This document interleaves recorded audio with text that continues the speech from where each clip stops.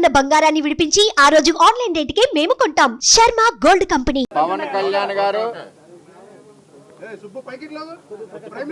మరి రాష్ట్రంలో ఓటు చీలకూడదని చంద్రబాబు నాయుడు గారు పవన్ కళ్యాణ్ గారి యొక్క ప్రయాణంలో రాష్ట్ర ప్రజలందరూ కూడా ఓటు చీలకూడదని ఒక ఆలోచనతో ఈరోజు కూటమిని భారీ మెజార్టీ సుమారు 130 సీట్లు పైచీలకు ఇప్పటి వరకు 6వ రౌండ్ 7వ రౌండ్ నడుస్తుంది. ముందుకు పరిగెట్టుకుంటా పోతా ఉంది కూటమి. జగన్మోహన్ రెడ్డి లండన్ నుంచి ఎందుకు వచ్చానా అని చెప్పి ఆయన ఆలోచించుకుంటా ఉన్నాడు. నేను ఒకటే తెలియజేస్తున్నా, పిఠాపురం నియోజకవర్గ ఎమ్మెల్యే అభ్యర్థి పవన్ కళ్యాణ్ గారిని, జనసేన పార్టీ అధ్యక్షుడిని భారీ మెజార్టీ అంటే 5 రౌండ్లు అయిన 6వ రౌండ్ సర్టిఫై చేస్తున్నారు.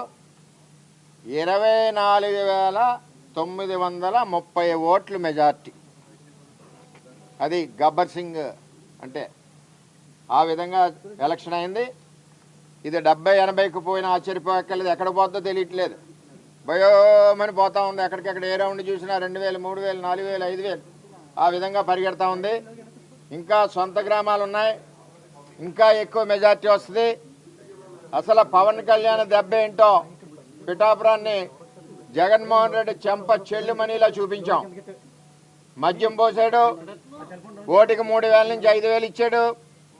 మరి వచ్చి ఇక్కడ అభ్యర్థి చేత గ్లిజరిని పెట్టి ఏడిపించి చుట్టూ తిప్పాడు. ఈయన నవ్వుకుంటా ఎన్ని కుయ్యెక్తులు వేసినా, ఎన్ని కుట్రలు చేసినా కూటమి అభ్యర్థి పవన్ కళ్యాణ్ గారిని ఈరోజు భారీ మెజార్టీతో మేము పిఠాపురంలో Telugu Desam party, Janasena party, BJP party మరి గెలిపించి ఇవాళ అత్తారింటికి పంపిస్తున్నాం.